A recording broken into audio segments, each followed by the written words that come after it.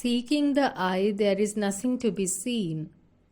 Because you are accustomed to identify yourself with the body and sight with the eye, therefore you say you do not see anything. What is there to be seen? Who is to see? How to see? There is only one consciousness which, manifesting as I thought, identifies itself with the body, projects itself through the eyes, and sees the objects around. The individual is limited in the waking state and expects to see something different. The evidence of his senses will be the seal of authority, but he will not admit that the seer, the seen, and the seeing are all manifestations of the same consciousness, namely, I. Contemplation helps one to overcome the illusion that the self must be visual. In truth, there is nothing visual. How do you feel the I now? Do you hold a mirror before you to know your own being? The awareness is the I. Realize it, and that is the truth. Upon inquiring into the origin of thoughts, there is perception of I, but it does not satisfy me. Quite right. The perception of I is associated with a form, maybe the body. There should be nothing associated with the pure self.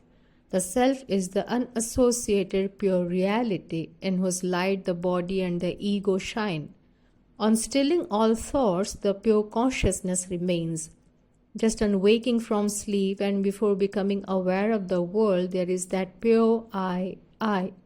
Hold on to it without sleeping or without allowing thoughts to possess you. If that is held firm, it does not matter even if the world is seen. The seer remains unaffected by the phenomena. What is the ego? Inquire. The body is insentient and cannot say I. The self is pure consciousness and non-dual. It cannot say I. No one says I in sleep.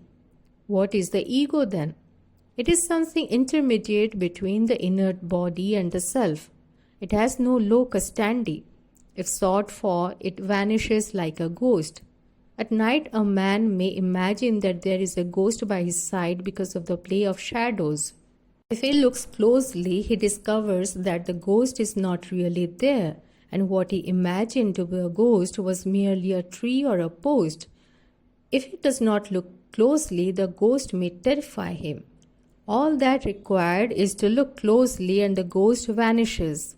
The ghost was never there. So also with the ego.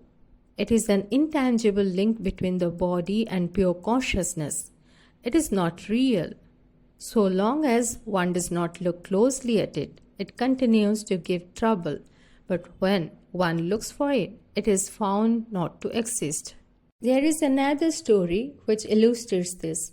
In Hindu marriage functions, the feasts often continue for 5 or 6 days.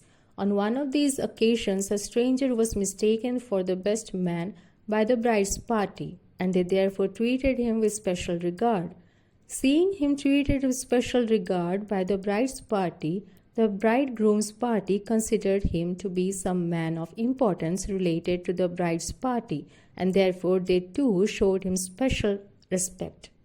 The stranger had altogether a happy time of it. He was also all along aware of the real situation.